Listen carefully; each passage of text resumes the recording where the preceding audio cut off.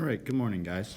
As I said, this is going to be a pretty quick video. It's going to be about the area of triangles and parallelograms. We're not going to spend a lot of time on triangles because we've kind of talked about it already this year.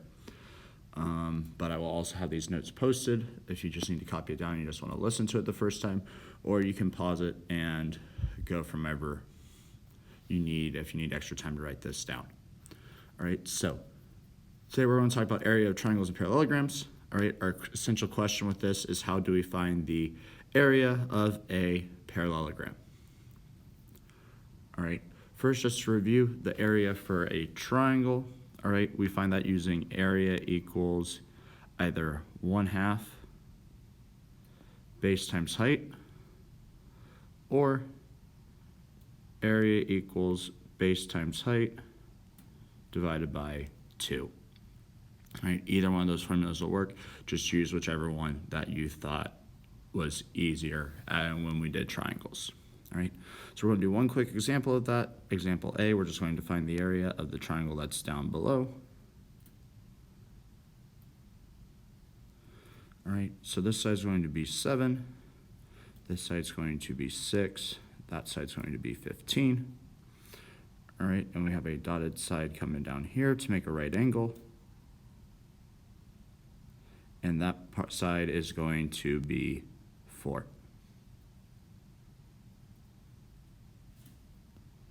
All right, so from there, I know that my base and the height have to make a right angle.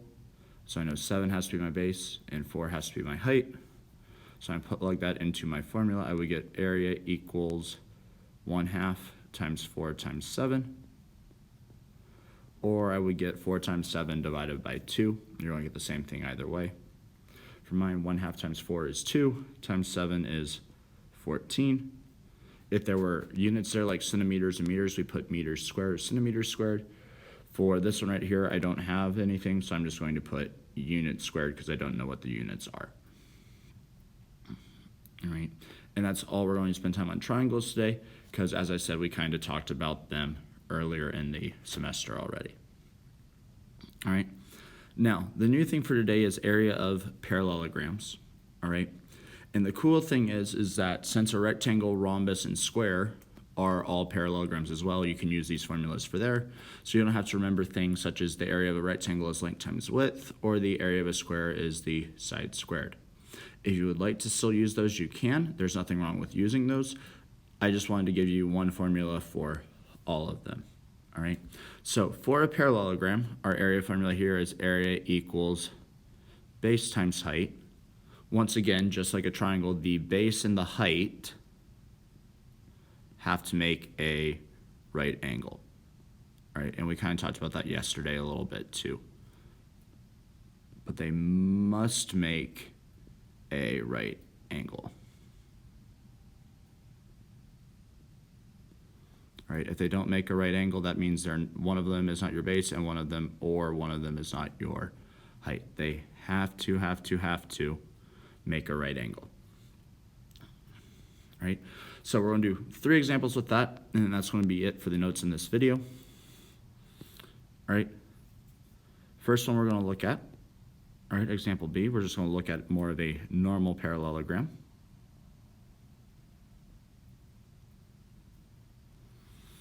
All right, and this side is going to be 12. This side is going to be 5. All right, and we're going to have a little side out here that's going to be 4.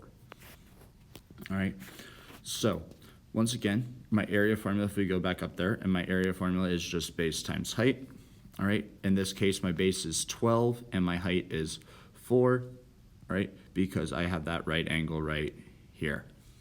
All right, so my formula is going to be area equals 12 times 4. 12 times 4 is 48. And let's say these were all labeled in meters. So I had 12 meters, 4 meters, and 5 meters. This would be 48 meters squared since it's area. All right, so once again, 12 and 4 were my base and my height because they made the right angle. They're labeled in meters, so my answer is going to have meters squared. And since it's a parallelogram and not a triangle, I don't have to divide by 2. I can just take base times height. right? Next example we're going to look at, example C. All right, this one's going to be a rectangle. And for this one, we are going to go 11.2 centimeters and 9.7 centimeters. And since it's a rectangle, the opposite sides are also the same because that's a type of parallelogram. All right. Now, for a rectangle, a lot of you have probably heard that a rectangle is length times width, and that's a perfectly fine area formula to use. You could use length times width here. But the cool thing, that since it's also a parallelogram, is that we can also use base times height. All right, so I'm going to use that same formula just to show you how it works. It's basically the same thing as length times width. It means the same thing as length times width, except for I'm going to call it base and height. All right, so I know my base and height make a right angle. So 11.2 can be my base, and 9.7 can be my height. So I'm going to get the area equals 11.2 times 9.7. All right, at this point, you could very easily type that into a calculator. All right, if you type that into a calculator, you would get 108.64. If you multiply that out.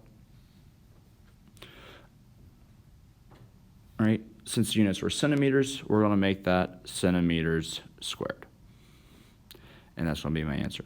Notice once again, since it's a rectangle, which is a type of parallelogram, and not a triangle, we don't divide by 2.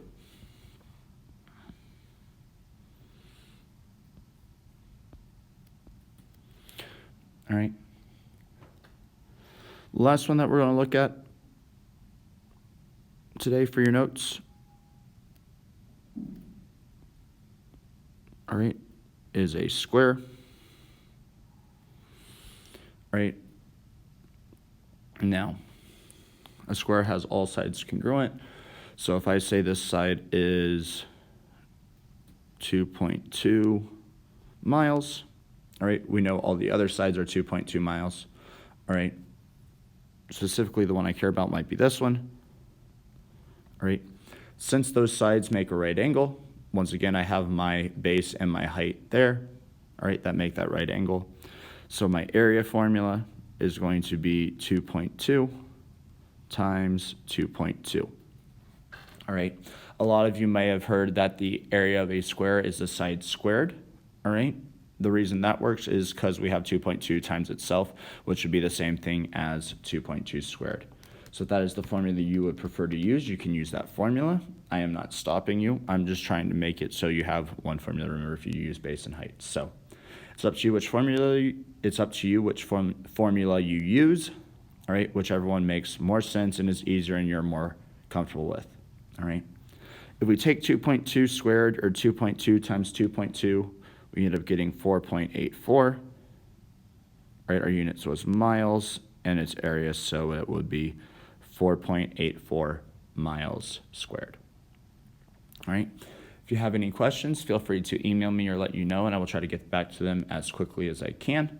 All right, it might be tomorrow morning or over the weekend, since we will be on a bus or at a swim meet all day today. So have a good day, guys. If you have questions, please let me know.